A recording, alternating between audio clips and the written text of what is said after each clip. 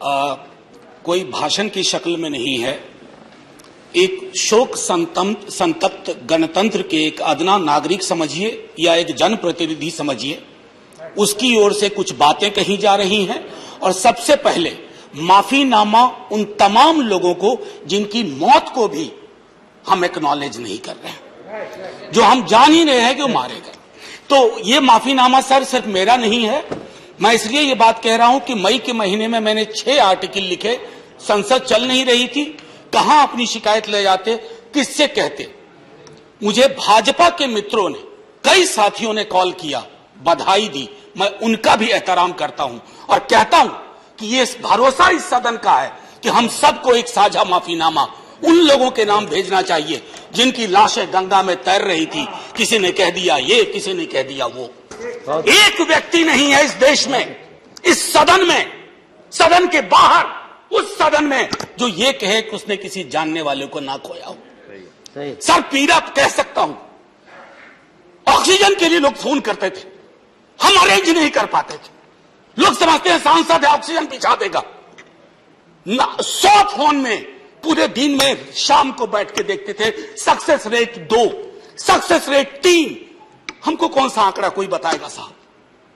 हमको नहीं चाहिए, किसी आंकड़े की बात नहीं करनी है। हमें देखना है कि जो लोग गए वो जिंदा दस्तावेज छोड़ के गए हैं हमारे फेलियर का। मैं आपकी बात नहीं कर रहा हूं साहब। आप कहिएगा 70 साल में कुछ नहीं हुआ, मैं उसमें जाना ही नहीं चाहता। ये कलेक्टिव फेलियर है 47 से लेकर अब तक की सारी सरकारों का। क्या बना दिया हमने? मुझे पता नहीं था कि अस्पताल और ऑक्सीजन का क्या रिश्ता होता है सर। ईमानदारी से कहता हूं, मैं मेडिकल बैकग्राउंड से नहीं आता हूं। सुबह से लोगों को दिखता था ऑक्सीजन ऑक्सीजन, रेमडेसिविर। मैं तो दवाइयों के नाम तक शुरू में सर प्रोनाउंसिएशन चेक किए कि कैसे उच्चारण करूंगा। ये हालत है। और तब हम आंकड़ों की बात कर रहे हैं, तब हम ये बात कर रहे हैं थैंक यू फलाना साहब, चिलाना साहब। सर मैं यहां से निकलता हूं, बहुत बड़ा विज्ञापन लगा हुआ है, मुफ्त वैक्सीन, मुफ्त राशन, मुफ्त इलाज।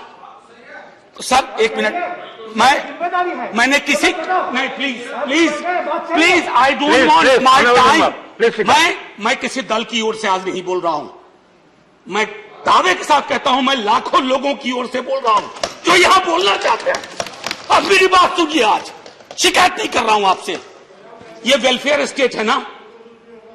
एक साबुन की टिकिया अगर कोई गरीब गांव में खरीद रहा है ना सर, तो अडानी अंबानी के बराबर का करदाता है।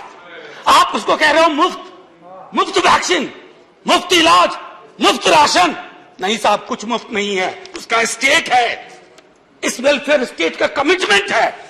उसको आप डिनाइग्रेट मत करिए, डेमोनाइज मत करिए, उसे बौना मत बनाइए। ये आग्रह है मेरा। सर मैं इससे पहले की कुछ और बातें कहूं, मेरे पास अभी वक्त है। सर इस कोरोना को मैं भी मानता हूं, मेरे पूर्व के वक्ता कुछ कह रहे थे, ये चैलेंज है हमारे लिए सर। बहुत बड़ी बड़ी बातें नए नए कानून की हो रही है। राइट टू हेल्थ की बात क्यों नहीं करते हम लोग? राइट टू हेल्थ, स्वास्थ्य का अधिकार, उसमें कोई किंतु परंतु लेकिन परंच नहीं। सीधे तौर पे स्वास्थ्य का अधिकार constitutionally guaranteed. Right to life के साथ लिंक करिए। किसी अस्पताल की मजाल नहीं होगी कि वो उस खिलवाड़ कर पाए उस राइट टू लाइफ का। करना नहीं चाहते। राइट टू वर्क, उस पर काम करिए। पॉपुलेशन को लेकर के बहुत बातें हो रही हैं साहब। डेमोग्राफी को, डेमोग्राफर्स को छोड़ दीजिए, बड़ा संश्लिष्ट विज्ञान है, लेकिन ये हम कर सकते हैं इस सदन और उस सदन में।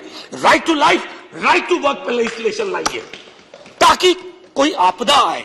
अभी तो हमारे लीडर ऑफ हाउस नहीं है, नए नए बने हैं।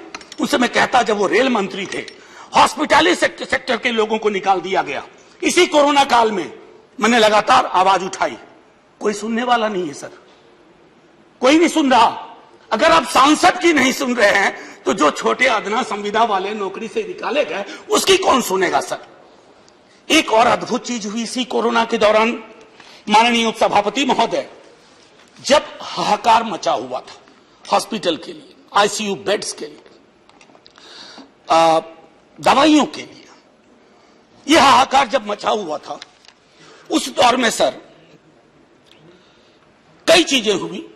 जिसमें से एक जो महत्वपूर्ण चीज मैं जिसका जिक्र करूंगा, उस हाहाकार में सरकारें, मैं सिर्फ केंद्र को नहीं कह रहा हूं, कई राज्य सरकारें भी नदारत थी। वो 1.5 महीना कैसे बिताया है इस मुल्क ने। हमारे सदन के कोई लोग बड़े मुश्किल से बच के आए, मैं नाम नहीं लूंगा। पूरे देश ने वो वक्त कैसे बिताया है, नाइटमेयर की तरह लगता है सर, डरावना लगता है। एक मेरा स्टूडेंट पढ़ा है, वह 37 साल का, हॉस्पिटल का बेड जब तक मैंने अरेंज किया वो दुनिया छोड़ के जा चुका था। मैं इसलिए बार बार इसको इसलिए ये कह रहा हूं कि इसमें व्यक्तिगत पीड़ा को ढूंढिए, तब हम इसका निदान ढूंढ पाएंगे। मेरी नाव तुम्हारी नाव, मेरा काल तुम्हारा काल, ये तो बहुत कुछ हुआ, इस भौकाल से आपको कुछ हासिल नहीं होगा। सर बस 1 मिनट और लूंगा। जो मैं कहना चाह रहा था, सर एक खत मैंने मृतात्माओं के नाम लिखा था, कुछ कर नहीं पा रहा था, बेबसी में एक खत लिखा जो लोग इस दुनिया से चले गए। उसमें कुछ मैंने सलाह दी थी सर सरकार से, और ये जो उस बीच में कहा गया कि सरकारें फेल नहीं की, सिस्टम फेल कर गया। अरे साहब, ये सिस्टम कौन क्या है? बचपन से सुनते थे कि सिस्टम के पीछे व्यक्ति होता है, सिस्टम के पीछे एक संरचना होती है। अगर वो सिस्टम फेल किया है, चाहे दिल्ली में या किसी गांव की गलियों में, तो वहां की सरकारें फेल गई। सिस्टम का नाम इसे मत दीजिए, क्योंकि यही वो सिस्टम बनाते हैं। धन्यवाद। और आप बस आखिरी टिप्पणी करने दीजिए। प्रोफेसर धन्यवाद, आपको ज्यादा टाइम दे चुका मैंने। सर बस 10 सेकेंड लूंगा। आज जय हिंद बोलने में भी वो खुलूस नहीं आ रहा है जो आम दिनों में हुआ करता है। मैं सिर्फ इतना आपसे आपके माध्यम से कहना चाहता हूं, मैंने एक शिकायत नहीं की सर, किसी से नहीं। किससे शिकायत करेंगे?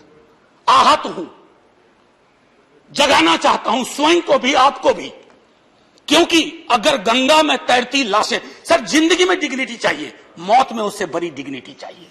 हमने अनडिग्निफाइड डेथ को विटनेस किया है, और अगर हमने इसको दुरुस्त नहीं किया सर, आने वाली सदियां माफ नहीं करेगी। आप बड़े बड़े इश्तहार छपवाओ, अखबारों के 4 पन्ने रंग दो, फलाना थैंक यू सर इतिहास को थैंक यू कहने का मौका मिलना चाहिए। धन्यवाद। जय हिंद साहब।